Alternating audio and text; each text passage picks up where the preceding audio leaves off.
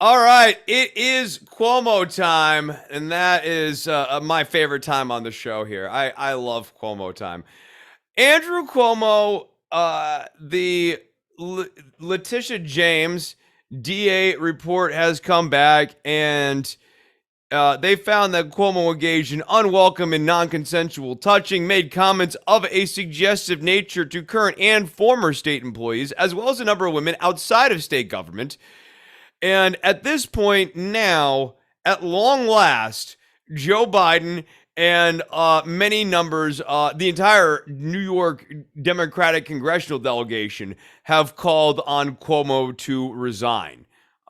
This has been a really interesting moment. And in a way, I view it as a little bit of a testimony to people as heuristics because these numbers for Cuomo were actually surprisingly strong considering how bad the evidence was. And what really seems to have moved the numbers is the fact that the Democrats have now finally given the permission structure to, at long last, say it's okay to say that Cuomo is bad. Now, the polls say 70% say that Cuomo should resign, 88% of Republicans, 57% of Democrats, still kind of low, 76% of independents, 73% of men, 67% of women. Yeah, it's interesting. I mean, you still have 36% of Democrats in the state saying that Cuomo should hang in there. Would love to hear from them, like have them on a show, not any of this show, but like any show and hear like what is it that Cuomo's doing that's it makes this okay? I get the impression that someone in a smoke-filled room went, "Hey guys, if we don't turn around on this, Rapey McForehead is going to get reelected." Yeah, I mean, I'm it's a good thing. It's a good thing that that like you don't have a New York state delegation split on this. I mean, it's good to have a unified front like on a justifiably like correct position. I wish they'd gotten there sooner. Uh, This gets to another thing that's really interesting to me about these polls. So, like, obviously, the top line about Cuomo should he resign, like, yes, we've been saying that for months. This is really interesting because once I see some evidence for people as heuristics, but I also see some fairly strong evidence here for the backfire effect being like kind of real. That once you have made emotional stakes in a position, it is very hard, sometimes impossible, to back off of that position, even when it is demonstrated to be wrong. And we so often think that that is exclusive to Republicans, but it's not. And this is a really good example of like how Democrats, even after leadership coming all the way from the federal top, but also at your congressional level, is like, no, we're moving on. We're moving on. They're like, well, yeah, but I made up my mind on this. I had a say on this, and I made a vote. Yeah, if there's one thing people like less than being wrong, it's talking about it. No, like people like to be quietly wrong, and I'm fine with that so long as they don't inflict their wrongness on others. But so often that seems to not be the case. Well, the frustrating thing is they've really, I mean, waiting so long, they in a lot of ways ceded some of their high ground against the Trumpism, Republicans in the next election, because even turning around now doesn't change the fact that there's, lots of sound bites out there of Democrats defending Como that are going to be used in attack ads because the Republicans know how to make an attack ad. Yeah, I look. I mean, they should have cut bait on Cuomo months ago. At this point, they, because this was always where this was going to go, and to me, I think like the most likely outcome is what's happening right now. Cuomo, the report comes back, it's really bad. Cuomo, despite how bad the report is, much like Trump, is not going to resign and is going to use all of his political leverage possible to make the most out of this.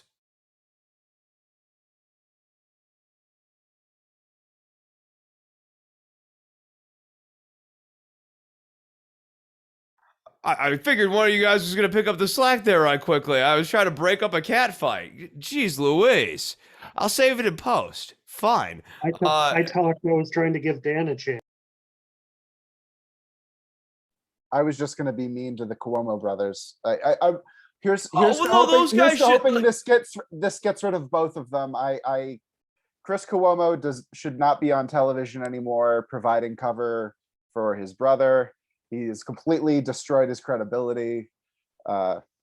Here's to hoping CNN gives him the shove. Him and Jim Acosta. Jim Acosta, like, look, for as strongly as I have gone after Ron DeSantis on this show, and if anyone thinks I've been kid-loving Ron DeSantis, I do not know what show you have been listening to. I thought Acosta's line of, can we call this the DeSantis variant, to be absolutely asinine. It's a global variant. It's ridiculous. It's gratuitously political. It's not, the defense was Florida is the epicenter of COVID in the country. Yes, I know. Like I said, it was radiating COVID earlier in this episode, but that does not excuse naming the variant after one person. Yeah, early on in the pandemic, it was New York and LA, and there would have been much hand wringing over it being the LA virus or the New York virus or any. There's a reason we don't name these after locations anymore. It's beyond it being like negative, like negative. It's wrong. It does not accurately reflect, and that's why it inherently is negative. Because there is no way, I mean, even when you call it the Wuhan flu or whatever, it's stupid because, like, yes, it technically came from that region, but, like, that region also has nothing to do with the actual origins of the coronavirus, which is a virus that's existed for hundreds of years. Well, yeah, CNN, I don't pay a lot of attention to it, but I dip in once in a while for the show or whatever. And I look in and go, wow, you guys are really terrible. You've reacted to Fox News by trying to be like them just on the left, cheering for your side. And I mean, there's a whole series of shows that could and should be done on the state of journalism and the problems it's causing. Yeah, I think this is a fair point too. CNN is essentially cheering for the Democratic Party, but because they are still trying to position themselves as center, unlike MSNBC, which just sort of like cheers for the Democratic Party, like CNN, on balance, has people on their network that pulls the Democratic Party to the right slightly. It's essentially like the network for Joe Biden to watch when he feels like MSNBC is giving him too much heat. Like a live cam going to like a split screen where what's Trump watching on one side and what's Biden watching on the other, and just like a live view of that. CNN, the most viewed news network in Delaware. Biden, I like MSNBC okay in the mornings, but they bring on that Rachel Maddow and she's too liberal for me. Yeah. All right. Moving on here. So that's all I got on Cuomo. He needs to resign. I don't know what else to say. This is interesting polls. Next, this is an important topic. So a third police officer who responded to the U.S. Capitol insurrection has died from suicide, according to the Metropolitan Police Department. Like, they are getting hit really hard by this. And this is a thing with these suicides of officers who responded this day that essentially keeps the tragedy fresh, raw, and real for the entire police department. Officer Gunther Hashida was found dead in his residence on Thursday, July 29th. Lord knows what he heard that day during that attack. This is the third known suicide of an officer who responded to the Capitol riots. And this is the second known suicide by a DC police officer specifically. That I want to say more as the backdrop for what happened this week in our next big topic. We ended the last episode where I did a brief recap of the importance of the Flight 93 election essay by Michael Anton that was published at the Claremont Institute briefly prior to the election under a pseudo-Roman alias. And that has been a forerunner for an increased amount of intellectual ink being shed by the right around revolution, nationalism, the need to take control of the cockpit. Just this last week, Christopher Roach, I don't want to say like a more normal conservative or whatever, but like, not Alex Jones. The Salazar option. To survive today's leftist threat, we need to be committed to acquiring and using power in service of a counter revolution. Roger Kimball, who was like once a bow tie dweeb. At some point, there will be a revolt. The longer this arbitrary insanity persists, the more violent the reaction will be. July 31st, 2021. The most cheerful headline I have seen in weeks was on Glenn Reynolds' New York Post column, "No, Karen, we're not masking again." I hope he is right. I do wonder, though. I have no doubt that the second part of this headline, a winning GOP message for 2022 and beyond, is correct. It's at least correct if it was expressed as conditional. It would be a winning strategy if it were adopted. As Reynolds notes, there's a great deal of pent-up frustration and resentment over the inconvenience, loss of freedom, and the general climate of pestering that the government's pandemic response has led to. Yeah, these guys continue to seed the wind, to quote Brett Kavanaugh, a little reference from his confirmation hearings, for this idea that it might be okay, to maybe do a little, revolty-wolty. And they know what they're doing because there was one just 7 months ago. 8 months ago now? Yeah, about 8 months ago now. So this week, Tucker Carlson, one of the highest rated cable news hosts in television, went to Hungary, and platform is the wrong term. We'll talk about platforming more here. I guess they sort of did like a joint venture, it maybe be the best way of putting it, where Tucker Carlson had on the president of Hungary, who was embroiled in a tough reelect campaign. I guess you could say he's platforming him, and proceeded to applaud Victor Orban, and say that this guy is essentially governing his country the right way.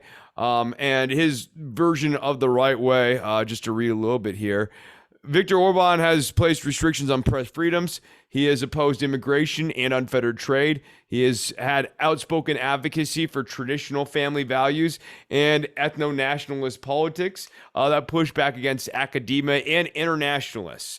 So he's went after more than 300 different journalists as well, and lawyers and businessmen who aren't allied with his political party. And he's also accused of using Pegasus spyware, which he purchased from the Israeli government, to tap the phones to mine all of this personal data. He's using the power of government in a really, really malicious way.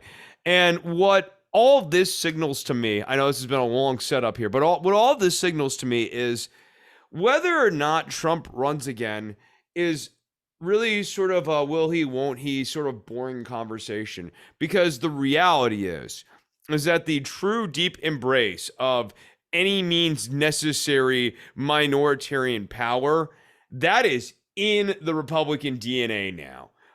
Cheat to win, if you got it, but above all else, don't lose. If you must win, or if you must cheat. I mean, I think there's nothing new under the sun there. I mean, in the previous generation, it was William F. Buckley writing about Pinochet and Franco. Like the right wing, the most right wing mouthpiece has always had a fawning relationship with fascist dictatorship. But that was always with the hope of seeing what that might look like in practice in America. We're now right after doing that. And so I'm with you. This very much rhymes with yesteryear. But we cross this very important door here labeled Trump. And Trump matters because he is actually the experiment in practice. Well, yeah. Did you have, the first of all, the Capitol officers who committed suicide? I mean, January 6th failed because a handful of officers and the generals in the military stood up and did the right thing. And it's clear that they're not getting the support they need. Well, Well, we here mostly think that, there needs to be reform by the police.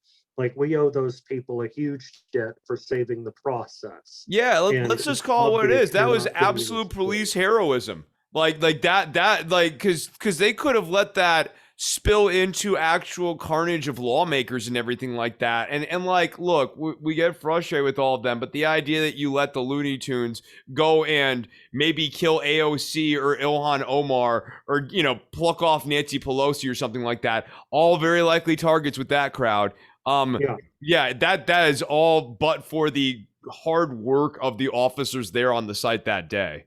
Yeah, the officers there were generals who made speeches beforehand, making it clear that they were going to defend the constitutional process. Like, and we are in debt to those people. And what I gather from that story is that those people are not getting the support that they need. On Tucker Carlson and all this is what I mean. We didn't do anything about January 6th. We sort of sat around and said, well, we need to have congressional hearings. And there's those stories from, those countries today. And he's a minor figure, but Kurt Schillinger, the 38 pitches guy, there was a thread from him just August 7th saying that we need to throw liberals in prison, nationalize social media, ban leftists and throw them in prison. Like, it was a whole thing. And that you're seeing, it's not that he matters, is that you're seeing more and more of this building up over time, and we're not actually confronting it in any meaningful way. There's been a ton of the better dead than red sentiment, building, being amplified for a while. And when those people are saying that, they think that's Joe Biden. Like, that's how out of actual perspective that targeting is. Like, it's Nancy Pelosi and the radical left. Yeah. I mean, that's what they see. That's what they see in their emails. I mean, the other thing, like, I think people maybe want this to not be happening, but it is. And Joe Biden's one of them. But I mean, like, there are a lot of people closer to our political valence who I think want this to be less of a thing than it clearly is. But all the messaging, right down to don't have it on the slate, don't want to even talk about it. But Kevin McCarthy saying it's going to be hard to resist hitting Nancy Pelosi with the gavel, even as a joke, and not backing away from that immediately. Again, in the context of the current climate that they're in, these guys work together. When he is saying that, it is sending a message way out there that, like, yeah, I'll be upset if there is political violence against the Democrats, but don't necessarily count on me to do much about it going forward. What would my response really be? That's what's known as a green light. Absolutely. No, I 100%. Yeah, it's Trump did a lot of that too. And what I worry is that Kevin McCarthy, who famously 5 years ago said that he January 5th. Yeah, oh yeah. Yeah. He knows what he's doing here. He 100% knows what he's doing. So I worry a lot about this. I mean, yeah, he'll help Orban get reelected. That's going to be bad for Hungary. And what's been happening with Hungary, and we've talked about the stuffing of the Supreme Court and everything too. This is a very clear, as the right likes to say, virtue signal about what they like out of politics. And I think, to build off of Dan's point real quickly before I read, we move on to the next topic here, which will be a fun one, I'm sure. Real quickly, I think what you're dead on the money with, Dan, is that the right, this is such a clear transition because they have made it expressly clear that they view non-majoritarian instruments within the Republican system of government to be perhaps the most valid. That the non-majoritarian instruments are what legitimize the majoritarian instruments. What I mean by this in practice is that, okay, yes, they have voting, but it's the filibuster that makes sure that the votes are really legitimate. And that if you remove the filibuster, you'd have this, the majority steamrolling things. It's thanks to these cooling plate mechanisms, this legitimizes the whole process. The Republicans fetishize this because they have a hard time winning when it comes to popular votes. And they view that as a way of essentially having paternalistic control. So at the end of the day, when you start there with a preference for the filibuster, when you start there with a preference for a paternalist Supreme Court that overturns laws and stuff, then the logical end route is, why not just have a strong man?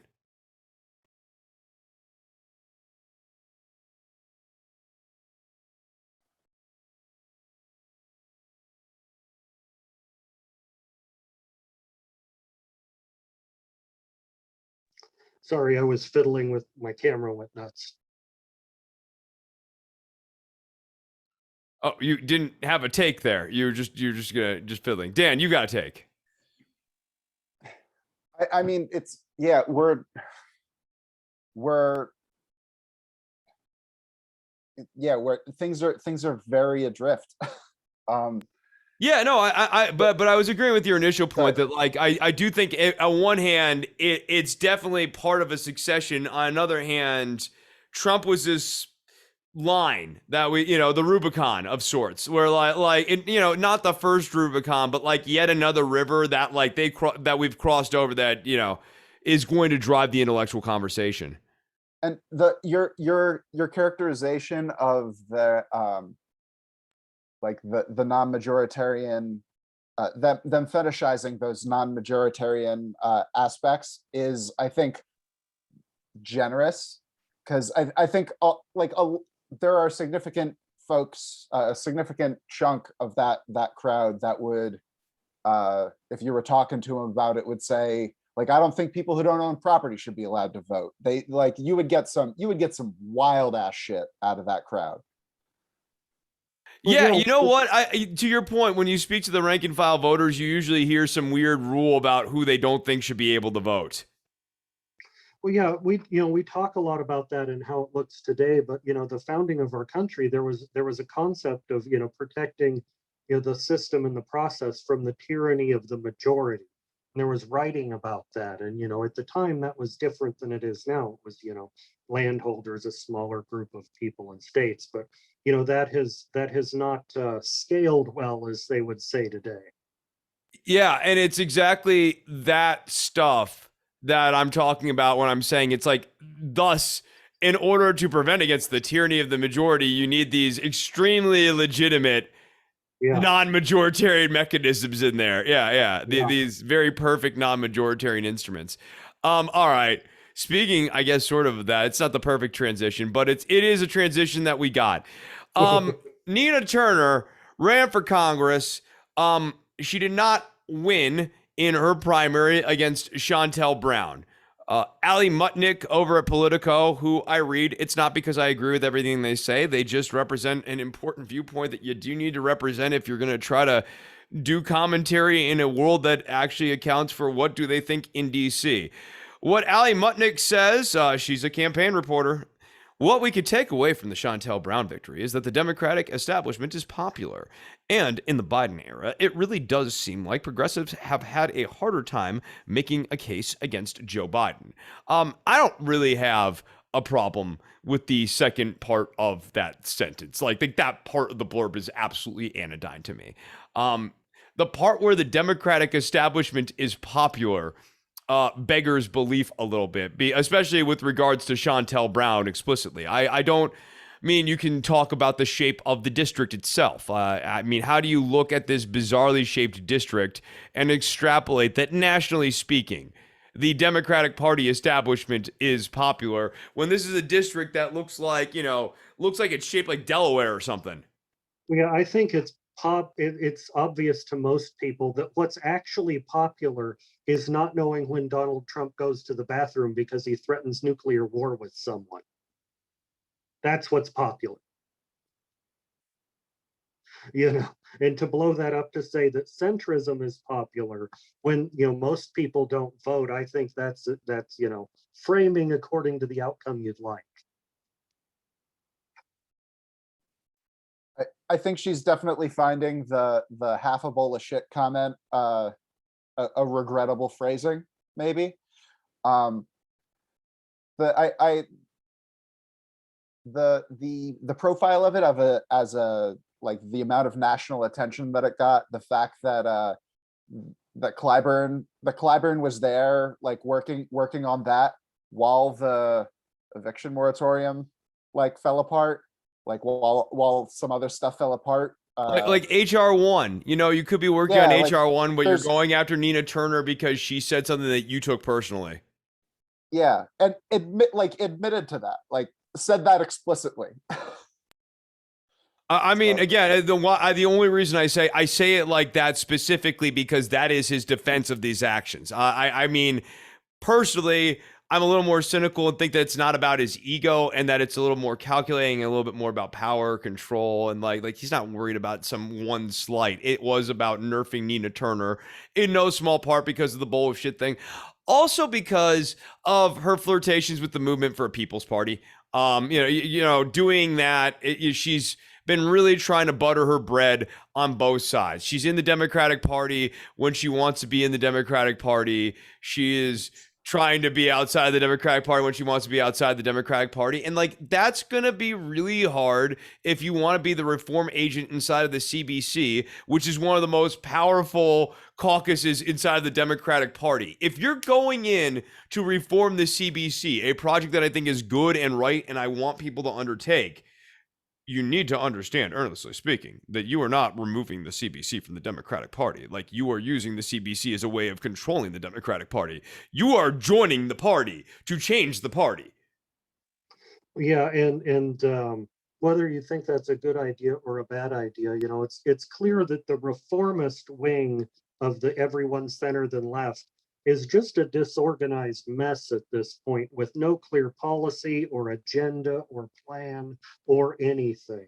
And, there's been a lot of talk about, okay, so what do we do? What do we prioritize? How do you move forward? there's probably no route to bettering the CBC that does not involve Clyburn graciously handing over the reins, or at least somewhat begrudgingly handing over the reins, not them like you're not going to strike him down to take the reins. Like, it's like that's not the way that it's going to work. He's too It's got to old. be nuanced, Like, right? Yeah, I it's mean, got to be yeah. this like subterfuge sort of thing. You have to it's like Go. You have to surround him, and then like all of a sudden Clyburn realizes like, oh man, I'm 82 and I've got no moves left. My only move now is to resign. Yeah, the move, like he has to be left with no choice but to graciously hand it over to a carefully arranged, a carefully negotiated next. Is there anyone in Democratic leadership under 70 years old? I swear to God. I mean, they'll make Hakeem Jeffries into a leadership figure here in short order, and he'll be around like 50 or something like that. But yeah, Jamie Harrison. Jamie, he is a leader. That leader is the one that needs to be in quotes. Election dynamo, Jamie Harrison. So I mean, like, look, it's gonna be a tough sell. And I think Turner has some things going for her. But I also think like there are other key things missing, and she wasn't necessarily the right person for the moment. And in a weird way, like, while I really reviled Chantel Brown's campaign, especially like the canned clapping, I mean, like everything about this campaign sucked ass. I did breathe a slight sigh of relief when Turner lost and it wasn't close, only because it did mean, in looking for silver linings here, that we're probably done with Turner as a candidate, which I do think is a good thing. Yeah. I mean, on this one though, like, yeah, I do think there was a lot of like sabotage effort. Here's what's interesting. I think Turner, she had ran a slightly better campaign and had been ready for this end of campaign onslaught that like was almost identical to what happened to Sanders. So like why didn't you see it come? You know what I mean? Like, it's on one hand, yeah. Yes, Democrat, like establishment. We know this though. Like, it's not 2015. At what point do you expect Lucy to pull the football away?